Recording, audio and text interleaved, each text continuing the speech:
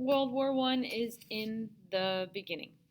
So we have four causes, main causes, if you will, of World War One: militarism, alliances, imperialism, and nationalism. Militarism is the first cause, and it is a new military technology. So it's an arms race between countries. Means if you get a better gun, now I've got to get a better gun, and then it's got to improve and improve and improve and improve, and like suddenly we have machine guns when like 100 years ago we were shooting muskets. So it's because of imperialism that this is a major factor. Like the Industrial Revolution encourages that we have to keep ahead because we need resources to fund our industry to stay on top because money is power. So land equals money equals power once again. So to get your land and keep your land, to make your money, to keep your power, you need to make sure that you have better technology than everybody else. So we're developing new technologies, we're increasing our technology, and then to keep this up, because even if you have technology, you've got to find someone to shoot the new gun. You have to have a glorification of war. So you have to encourage these people to want to go die for the glory of their nation, for the betterment of their people, for the saving grace of your daughters and wives back home. Go die for your country. Yeah, was that propaganda enough for everybody? Because I think it's trash. Militarism. New technology, better technology, go die for your country. New technology that shows up. Let's see. We have, well, wait for it. Let's go Blue's Clues style. Do you see the new technology? Yeah. Zeppelins, tanks, airplanes, machine guns, grenades, and the coolest, in my opinion, the flamethrower. Yay! We have new tanks being developed. I think they're called tanks because Britain didn't want people to know they were developing them, but instead of making it like super secret and like paying a bunch of people to keep people off of it, instead they just named it something stupid boring like ship water tanks, and like had a whole team developing tanks based on that, and that's why they call them tanks, because they called the original product ship water tanks. So fun facts of history. You have the cool little planes. This is not too long after Orville Wright made his first flight in an airplane, so these are mostly cardboard.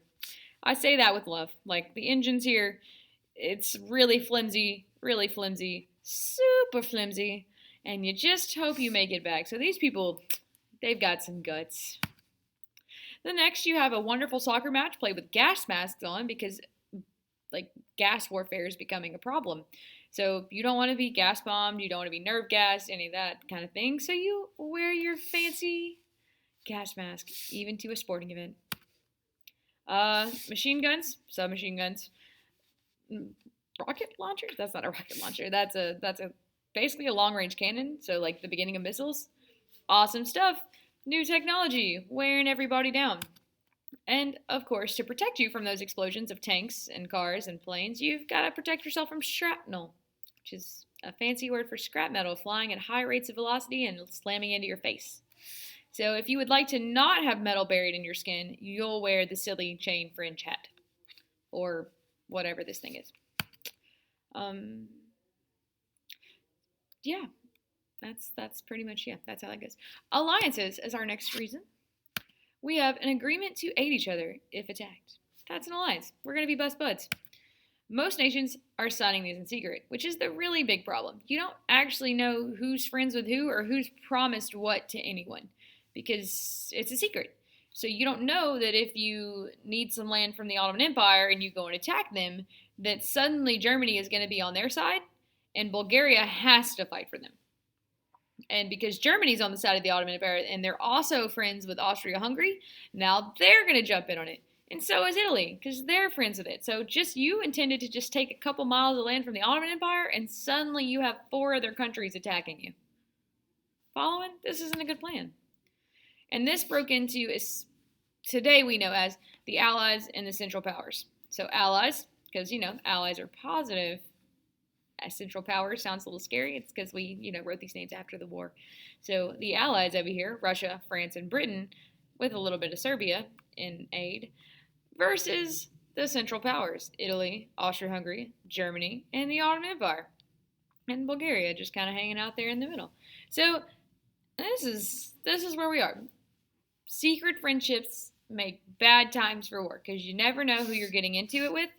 You can't make informed decisions. So Bulgaria and Serbia are about to get into it, and suddenly the other world powers are going to get into it. It's a bad plan. Here.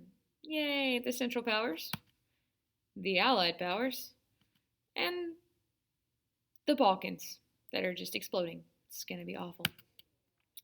We'll get back there. Imperialism is the next one. We've talked about this a ton already.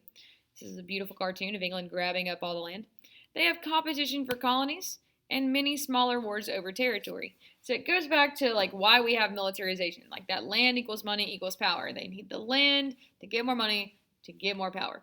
So they're upping their technology. They're forming alliances like, hey, I'm not going to attack you, but I am going to go attack them. So you got my back? And they're like, yeah, I got your back. So they go and they attack the new place. And it's really who's ever misfortunate. And it's causing all these little bitty wars and these little bitty hurt feelings that just lead up and lead up and lead up. So like too many of these world powers aren't friends because of these tiny wars going on different continents like Asia and Africa and the U.S., South America.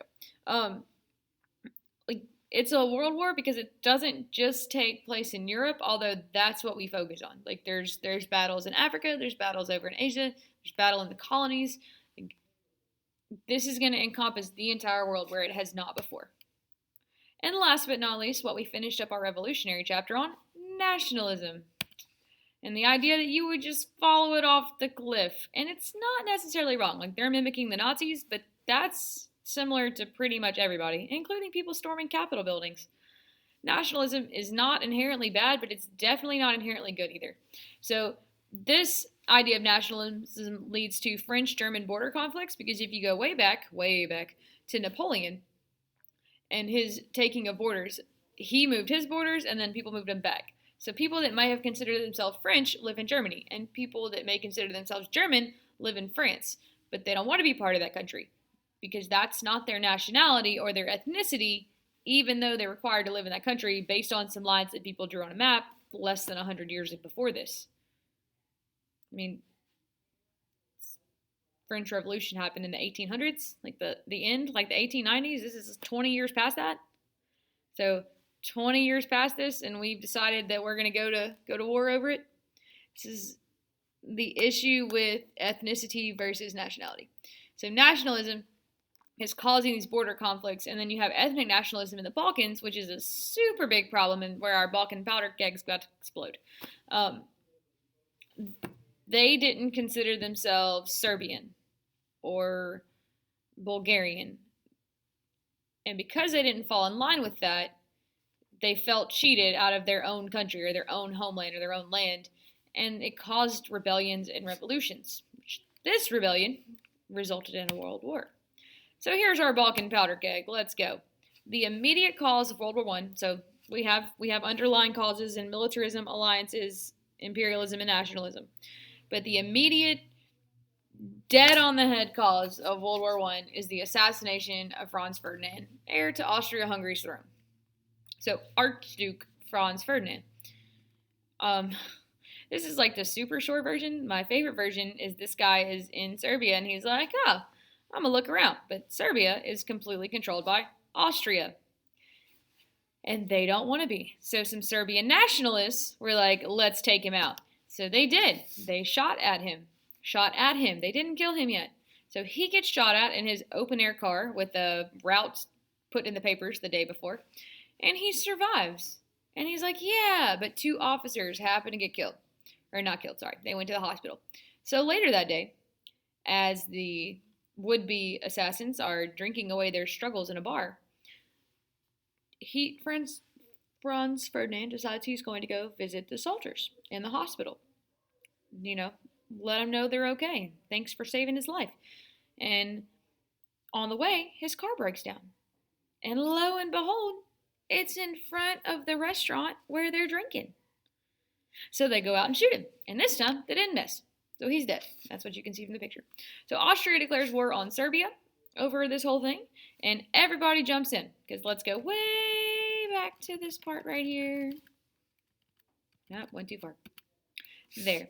Serbia is against Austria-Hungary. So Austria-Hungary picked a fight with Serbia. Serbia owes fealty and aid from Russia, who's got an alliance with France, who has a treaty with Britain. This is going to be horrible. So all of these have to jump in on the side of Serbia because they're agreed to give aid.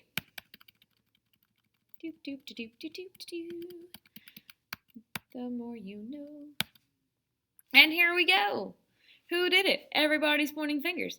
Belgium's laughing at Germany. Russia's blaming Germany and Austria. Serbia's blaming Austria. Italy's like, I don't want to be a part of this. France is blaming Germany.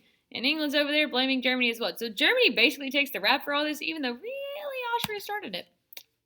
And that's where we're going to end today, with how it all began.